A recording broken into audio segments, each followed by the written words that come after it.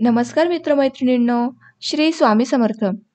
पुस्तकांची दुनिया या आपल्या कथाकथनाच्या यूट्यूब चॅनलवर मी सौ पूनम सोमनाथ पाटील आपले अगदी मनापासून सहर्ष स्वागत करते. मित्रांनो, आता सध्या आपण आपल्या चॅनलवरती उद्धव शेळके यांची धग ही कादंबरी वाचत आहोत. तर या कादंबरीच्या तिसऱ्या भागामध्ये आपण पाहिले की कौतिक व महादेव कामासाठी चिंतेत असतात. तेव्हा त्यांच्याकडे एक काम येते. तेव्हा कौतिक आपला नवरा व मुले यांना घेऊन कापूस वेचण्याच्या कामावर निघून जाते. तिथे खूप कष्ट करून ते दिवाळीचे सामान आणण्यासाठी एका बाजारात जातात. पण त्या बाजारामध्ये त्यांची वादावादी होते. आता आपण पुढील भाग वाचूयात. तत्पूर्वी मित्रांनो, आपल्या चॅनलला लाईक करा, शेअर करा व सबस्क्राईब करा. सबस्क्राईब केल्यानंतर बेल आयकॉन दाबायला विसरू नका. तर आता आपण कादंबरी वाचनाला सुरुवात करूयात. ऐन धनत्रयोदशीच्या दिवसापासून कौतिकची दिवाळी सुरू झाली होती. झटकेत उठून तिनं सीता मालिनीच्या घरी ओल्या गव्हाचं दळण घातलं. मग चकल्यांचं पीठ, नंतर ओलावलेले तांदूळ. तो दिवस तसा दळणाकांडणात गेला. मैदा अलग निघाला, रवा वेगळा झाला, कोंडा कणकेत दळला गेला. हे झालं खाण्याघेण्याचं. मग घराअंगणात भिंती सारवणं, घरं बुजवणं, लिंपून काढणं, भांड्याकुंडांची साफसूफ, धुईधाय. शेवटी रात्रीसाठी चून भाकरीचा स्वयंपाक झाला. सर्वांची जेवणी आटोपल्यावर चुलीवर कढई बसली. भीमाकडून सीताकडचा सांचा आणला. खोबरं किसनीची मागवली. खलबत्ता बोलवला. त्यात भीमा घाटचा गुळ बडवू लागला. नामा किसनाच्या पाठीवर खोबऱ्याच्या वाट्या ओरबडू लागला. किसनीखालच्या कागदावर खोबऱ्याचे काळे पांढरे कण एकावर एक जमू लागले. ते सारख्याच सांडलेल्या चहासारखे दिसू लागले. भीमाचा गुळ कांडून झाल्यावर कौतिकने तो कणकेत घातला. मोहन म्हणून तेल अन मीठ घातलं. कणिक भिजली. तिचा गोळा अन लाटणं पोळपाट भीमापुढं सारून कौतिक त्याला म्हणाली, भीमा, तू याच्या पोया लाट. मग त्या सराट्याने त्याचे बारीक बारीक तुकडे कर, म्हणजे मी तळून काढतोय. करून दाखवताना भीमा म्हणाला, असे तमसन्या, जरा पतल्या पतल्या लाट ना, का जाते लागते कुठे? दुसऱ्यांदा भीमाला ते जमलं. भीमानं पाडलेले तुकडे कौतिकनं तळून काढले. पहिला घाणा काढल्यावर 2-2 शंकरपाळे लेकरांच्या हातावर टाकले. म्हणाली, पाय बरं कसं झालं ते? मस्त, भीमा म्हणाला. गरम असल्यानं नामानं ते अजून खाल्लेच नव्हते. हेच करंज्यांचं झालं. एका करंजीचे 2 तुकडे दोघांच्या हातावर पडले. नंतर कौतिक त्यांना म्हणाले, बस, आता निजून राहा. भीमा म्हणाला, मला झोपच नाही आली. आता कशी झोप येईन गा? कौतिक कढईत झारा ढवळताना म्हणाले, घरात आहे गुर अन दुखते तुमचा ऊर. नामा म्हणाला, आम्ही तुले सण करायला लागतो ना. अशी अर्धी रात्र झाली तरी पोरं तिथून हल्ली नाहीत. शेवटी कौतिकनं चकल्यांसाठी भिजून ठेवलेला पिठाचा गोळा झाकून ठेवला. ती चुलीपुढच्या विस्तवावर खरकट पाणी ओतू लागली. तेव्हा न राहून भीमा म्हणाला, मा, चकुल्या नाही करत का हो? करीन सकाळी सकाळी, नाहीतर नाही करणार. दुखवलेल्या मनाची नामा भीमा मोठ्या कष्टानं उठली. बसून बसून त्यांच्या पायांना मुंग्या आल्या होत्या. त्या झटक्यात झटकत नामा मायच्या व भीमा बापाच्या वाकडे जाऊन लवणली. तोंडावर पांघरून घेताना भीमा मायला म्हणालाच, मा, सकाळी सकाळी लवकर उठ जो, चकल्या करासाठी. झाटकच होती. पाटलाच्या वाड्याशी वाजणारे सनईचे सूर गावभर ऐकू येत होते. कौतिकनं नामाचं बखोटं धरून त्याला वाकळीतून खिसकवटलं. म्हणाली, अंगणातला कुर्तं काढ आणि हो त्या रांगोळीवर.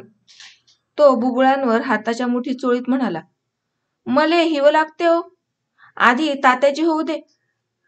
ते राहिले अजून तू यावाने खरकट्या तोंड्याचे. नंतर बापाची टोपी घालून उघड्या अंगाचा नामा रांगोळीवर जाऊन बसला. कौतिकनं आरती आणली. तीत कुंकू, कुंकवात भिजवलेले तांदूळ होते. किसका होता. पंतीत जवशाच्या तेलाची वात जळत होती.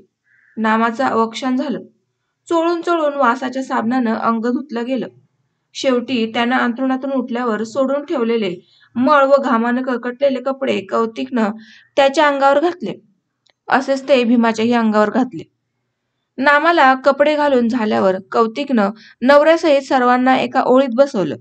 नवऱ्याला बशीत, भीमाला अल्युमिनियमच्या ताटलीत व नामाला कागदावर फराळाचं दिलं. फराळ आटोपल्यावर नामा भीमा फटाके फोडू लागले. नामाला फटाक्यांची भीती वाटे. भीमा मात्र केवढाही मोठा फटाका हातात धरून दिव्याला लावे. त्यावेळी नामा घरात कुठेतरी लपून बसे. म्हणून एकदा भीमानं नामाच्या ध्यानीमनी नसताना त्याच्या अगदी खेटून फटाका फोडला. नामा दचकून रडायला लागला. भीमा खो खो करून हसला. वरून म्हणाला, बायल्या लेकाचा बांगड्या भर. लक्ष्मीपूजनाच्या सकाळी महादेवनं कुठून तरी आंब्याची पानं आणि झेंडूची फुलं आणली. नामा भीमांनी त्याची तोरणं केली. ओसरीत रांधणीच्या दारात लावली. तिसरं देवापाशी लावायला गेलेल्या भीमास महादेव म्हणाला, अबे तिथं नको लावू तोरण. का वा? सीता काकीच्या देवापुढे तर लावलं जाण्यानं. भीमा म्हणाला, लावलं तर. महादेव म्हणाला, त्याचाही आणि आपला देव अलग आहे. रात्री कौतिकनं जमिनीवर रांगोळी काढली. महादेवनं पाट मांडला. पाटावर तांबड्या तुसाच्या तुकडा अंथरला. नंतर कौतिकच्या कानातल्या बिऱ्या, भीमा व नामाच्या कमरेचे करदोडे आणि पायातल्या चांदीच्या बेड्या ठेवल्या. सोबतीला ₹1.25 होता. त्यांचं लक्ष्मीपूजन झालं. फटाके फोडण्यात आले. साळीच्या लाह्या व बत्ताशांचा प्रसाद वाटण्यात आला.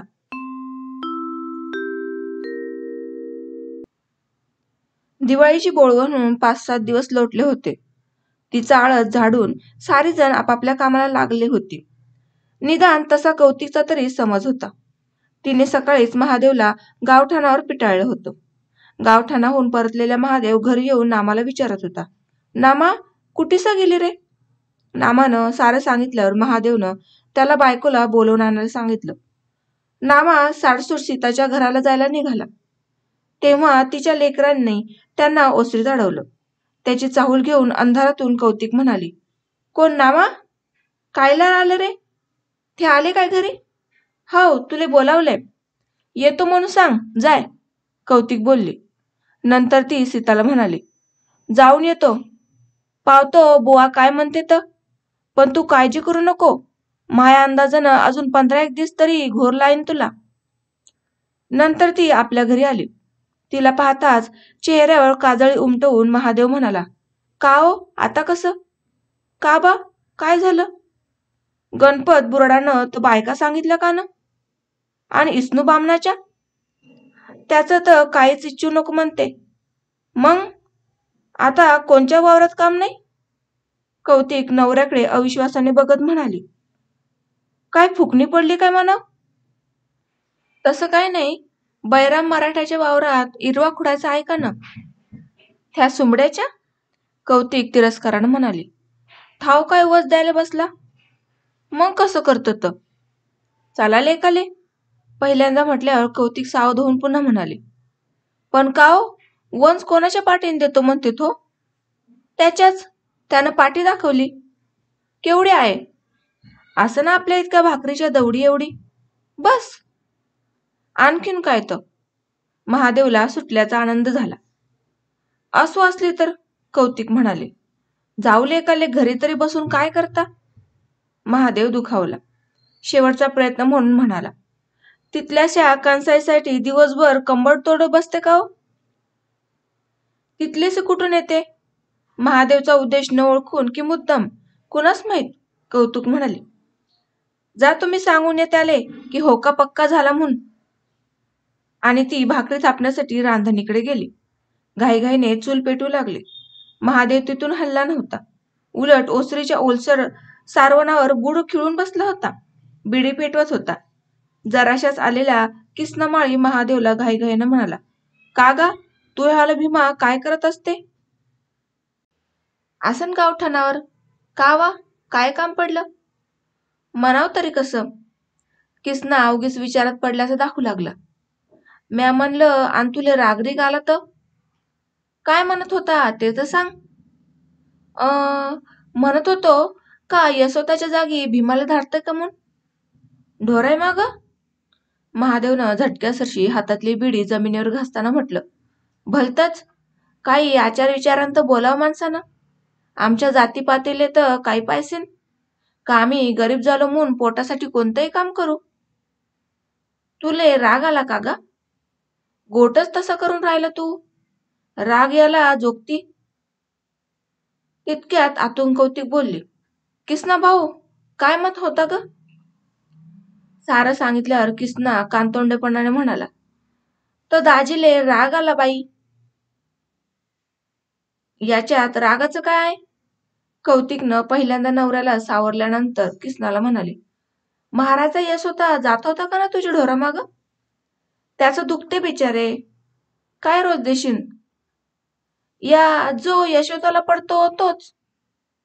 त्याले काय पडते? 10 पैसे. किती ढोर आहे? त्यानं सांगितल्यावर कौतिक आत जाताना म्हणाली, 3 आणे देसीन तर धाडतो मी भीमाले. बरं 11 पैसे दिल. मी 17 गोटी करत नसतो. बरं बा, धाड त्याला शिदोरी देऊन. आणि हे पाय, तू तिकडून जातस तर गोठावून भीमाले देजो धाडून, काय? बरं, हो. किसना गेल्यावर कौतिकला महादेव म्हणाला, का हो, आता का भीमाले ढोरामाग धाडाचा विचार आहे तुला? काय झालं? कौतिक म्हणाली, त्याच्यात काय शरम आहे? माणसाच्या जातीनं 2 गोष्टीची शरम ठेवावी, एक तर चोरीची आणि दुसरी छिनाली. पोटाच्या धंद्याची कायची शरम आहे? होतं ना काय? चांगला आहे तुझ्या पोटाचा धंदा. तो वैतागून पुटपुटला, अशानं तुझ्या माहेरचे लोक चांगले सेन घालतील माया तोंडात, म्हणती ना. म्हणणे व्हायला हितगितात पाहिजे. कौतिक ठसक्यात म्हणाले, एवढे ते माया होतीचे असते तर आज इतक्या दिवसापासून हिंगणघाट सोडलं, काही केली विचारपूस? का मायावाईली बहीण कुठे गेली असन, जावायचं कसं असन, केली काय चौकशी? नंतर कौतिक संतापून आपल्याशीच पुटपुटली, कोणी नसतं कोणाले, सगळा भाऊ नाही होत आणि बहीण नाही होत, सारे चालतीचे असतं. आता या मना त्याला माझ्या धाड्यात. आणि त्रागानं थरथरत ती स्वयंपाकाकडे निघून गेली. आदळआपट करत स्वयंपाक झाला. शिदोऱ्या बांधून झाल्या. त्यात एक शिदोरी भीमाची होती. त्यानं ती आपल्या काठीच्या टोकाला बांधली. दुसऱ्या टोकाला मायच्या जुन्या वाहण्या बांधल्या. भय्ये पाण्याची कावड जशी खांद्यावर घेतात तशी भीमानं आपली ढोरं हाकलायची काठी खांद्यावर आडवी घेतली. मन्याजोगं काम मिळाल्याप्रमाणे अत्यंत खुशीची चाल चालत तो आपल्या कामाला निघून गेला. जराशानं कौतिकची तयारी झाली तेव्हा नामा तिच्या मागं लागला. त्याला समजावत ती म्हणाली, तू कायला येते मा? वावर लय दूर आहे. असू दे ओ. नामा फुगला, हट्टाला पेटला. त्याला कुरवाळत चिमणी एवढं तोंड करून कौतिक म्हणाली, राय बाप्पा आजच्या दिस घरी. सूर्यासंग खेळजो, दोयपरी पोटज जेवजो. दबडीत भाकर हाय आणि दाय हाय. लागन तर कफलाक तेलाची घेऊ. तरीही नामाचा फुगलेला गाल मिटला जायना. तेव्हा तिनं पिशवीतून पैसा काढला. देताना म्हणाली, आता खेळून जो. आण हे पाय, भाकरीच खायजो. वस्त्रीत लेकरे नको जमू. बुड्याला समायनाला हात नको लावू, नाहीतर बसान मिसकीचं चाक फिरवत. आता जातो मी. नामानं नुसती मान हलवली. कौतिक शिदोऱ्या पाट्या घेऊन नवऱ्यासोबत रस्त्यानं चालली. पण तिचा दम रिकामा गेला. तिला कामावरून परतावं लागलं. घरी आल्यावर पहिल्यांदा ती सीताच्या वस्त्रीत गेली. तिला विचारलं, का ओ, काय म्हणते आता तुझं पोट? आता बरं लागतं. लागनच, म्या नाही म्हणलं लेकरू फिरला असून म्हणून. तू खुडायला गेलती काय ना? गेलती माय, कौतिक झटक्यानं म्हणाली. पण तो सुकमा कुत्ता मला म्हणे की बायका नाही लागत, माणसं पाहिजे. बायका कमी काम करते का ना? आणि ती हिरमसून हसली. पान खान खाना? काय पान खात बसत माय? कौतिक चंचीवर पालटक अंतरताना म्हणाली. रोजंदारी पडल्याच्यानं मन नाही लागत बिचारे. ती पानाला चुना नाही माखत तर जोत्या खालून हाक आली. कौतिक म्हणाली, कोण व्हाय? मी गोदी धनगरीन. ये ना. येत नाही. ती जोत्या खालूनच म्हणाली, चालतं का कापसाले? चालन. रोजानं की मनानं? या घातियो तुले कोण रोजानं देवाल गेला? एकट दुक्कट असन नाही? जसा असन तसाच. चालले काले, जे होईल ते तिकट मिठाले आदर होईल. नाही तर आता घरी बसून तरी काय करतं?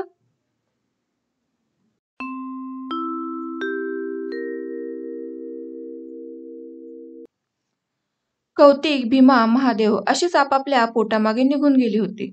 नामा एकटा घरी होता. सूर्याबरोबर खेळत. दुपार झाली होती. तेवढ्यात कुणाच्या आठवडी बाजाराहून रघुनाथ शिंपी घरी आला. त्याच्या डोक्यावर नेहमी असणारा मालाचा गठ्ठा होताच. तो त्यानं जमिनीवर ठेवला. गठ्ठा जमिनीवर ठेवला म्हणजे थकवा जाईपर्यंत म्हातारा काही वेळ त्यावर टेकून बसत असे. तसा आताही बसतो न बसतो तोच ताडकन जागचा उठला. संदुकाकडे गेला. त्यावरच्या गाठोड्या चापकून तो सोडून पाहू लागला. स्वतःशी पुटपुटला, जरा काय वरती राहिलं तर कारभार झालाच म्हणून समजा. परवाच्या दिवशी मी अर्धा शेर गुय आणला होता. धड एक कोप चहा नसल केला. पायतो तर अर्धा दिक खतम. कुणी एकटंही बोलू शकतं हे माहीत नसलेला नामा म्हाताऱ्याला म्हणाला, कोणाले म्हणता आबाजी? कोणाले नाही. नंतर एकाएकी लक्षात येऊन म्हातारा म्हणाला, नामा भागतं खातं का रे? हाऊ. मी तुला एक विचारू काय? खरं खरं सांगशील? हाऊ. तू माय संदुकापासे आलती का रे? काय ले? आलती का ते सांग. आलती. कायला रे? संदूक उचलला होता. आणखीन काय केलं? त्याच्या खालून सारवलं. सारवल्यावर का केलं? मग काय नाही. खरं खरं सांग, तुले भागत्याला पैसे द्यायचो. म्हातारा म्हणाला, ह्या गाठोड्या सोडल्या होत्या ना? कोणत्या? याच्यातून किती गुय घेतला रे? एवढा. हं, जाय खे जा आता. पैसा? पैसा घेऊन नामा गणपत कलालाच्या दुकानाकडे फुटाणे आणायला म्हणून जाऊ लागला. तिकडून कुठून तरी भीमा येत होता. तो जोरानं पायादळत वाजवत चालत होता. त्याचे डोळे गळत होते. तो वाट्यातल्या नामाला घाईनं म्हणाला, नामा, माय काय रे घरी? नाही. आणि तात्या? हेही नाही. मले काय भोसरीचे सगळ्याचे सगळे? असं म्हणत त्यानं नामाचा पिच्छा सोडला. तो पूर्वीच्या चालीनं घराकडे धावू लागला.